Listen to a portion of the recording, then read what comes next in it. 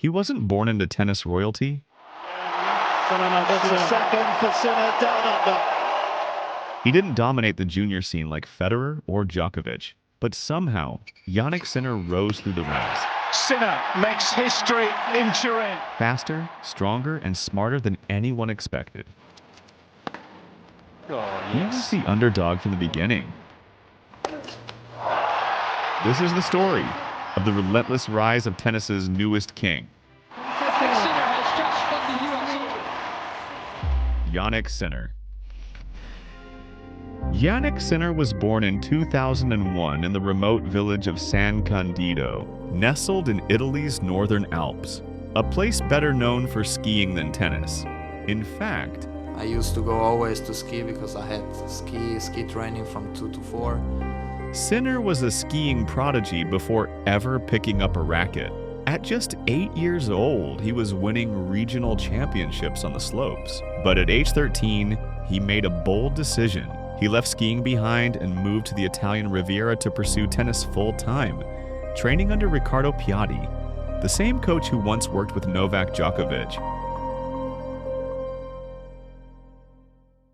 Unlike many prodigies, Sinner didn't explode onto the ATP Tour overnight. Come mi vedo per 5 anni, non lo so. Non so guardare nel futuro, se no te lo direi.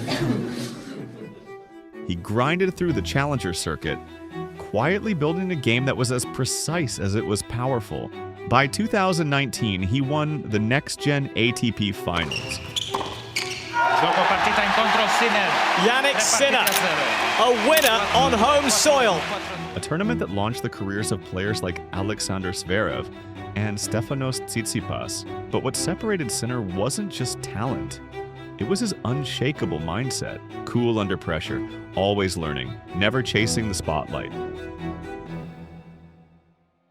The tennis world really took notice when, at just 18, Sinner won against Zverev in the 4th round of Roland Garros.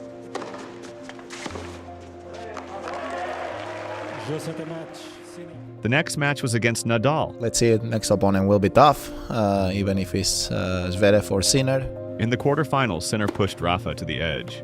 Sadly, he lost that match. However, the message was clear: I'm coming. Soon after, he broke into the top 20, then the top 10, and yet he still wasn't satisfied. Between 2022 and 2023, Sinner transformed, not just physically, but mentally and tactically. He hired Darren Cahill, one of the most respected minds in the sport, known for coaching Leighton Hewitt, Andre Agassi, and Simona Halep. His serve got bigger, his movement sharper, his baseline game deadly. Oh. Wow. Well, Oh.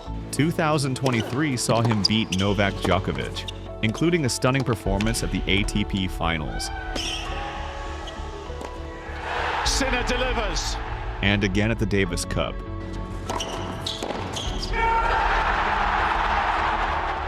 Where he led Italy to their first title in over 45 years.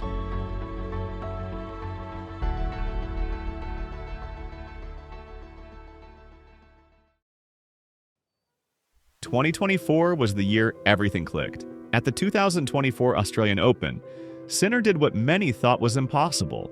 Djokovic, a 10-time champion in Melbourne, had never lost a semi-final there, yet Jannik Sinner broke his 33 consecutive win streak on his most sacred court, Rod Laver Arena.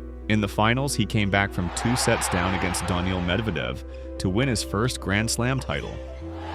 That moment wasn't just about victory, it was about a rival. From that point on, Sinner became the most consistent force in the sport, beating everyone. Week by week, tournament by tournament, Sinner rose not by accident, but through absolute consistency. Jannik Sinner's 2024 season was particularly remarkable, achieving a 92.4% win rate with a 73-6 record. With that record, he ranks within top 5 players with best win rate under age of 24 since the Tennis Open era, just behind John McEnroe with 96.5%, Jimmy Connors with 96%, Roger Federer with 95.3%, and Bjorn Borg with 93.3%. And then he did it, world number one. Jannik Sinner, the new world number one. The youngest Italian ever.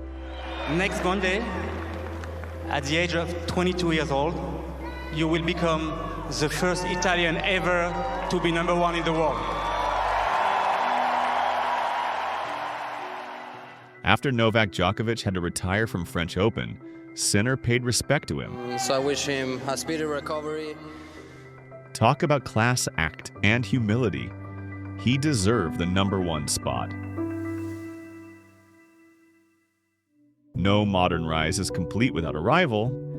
And for Jannik Sinner, that rival is Carlos Alcaraz. You know, I will push him to be a better player as Djokovic and Rafa and Federer did when they were younger. You know, and of course, it's gonna be a great rivalry, and of course, we are great friends outside the court.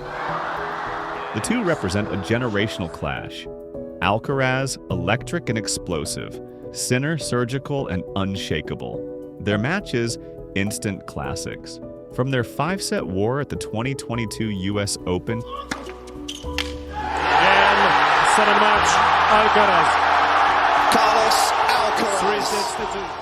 And of course, the level of tennis that we have played, it was really, really high. To Sinner's composed win in Beijing in 2023.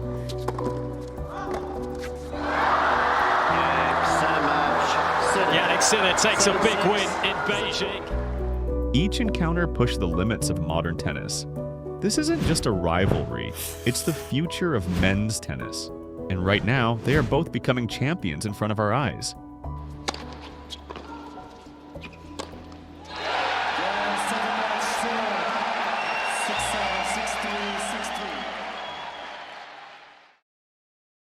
In 2024 and 2025, the sport faced multiple doping allegations, some confirmed, others under investigation, casting shadows over several prominent careers.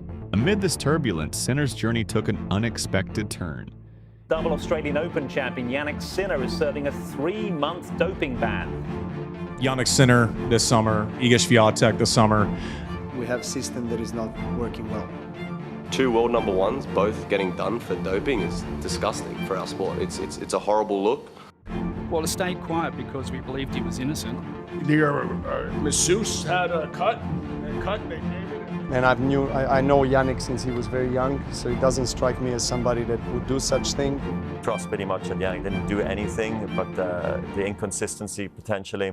He tested positive for clostebol, a banned anabolic agent, during the 2024 Indian Wells tournament. The source was traced to a medicated spray used by his physiotherapist, leading to contamination during treatment sessions. An independent tribunal initially cleared Sinner of deliberate wrongdoing. However, the World Anti-Doping Agency appealed the decision, resulting in a settlement that imposed a 3-month suspension. Throughout the ordeal, Sinner maintained his innocence and focused on his return. And I would never do something what goes against the rules.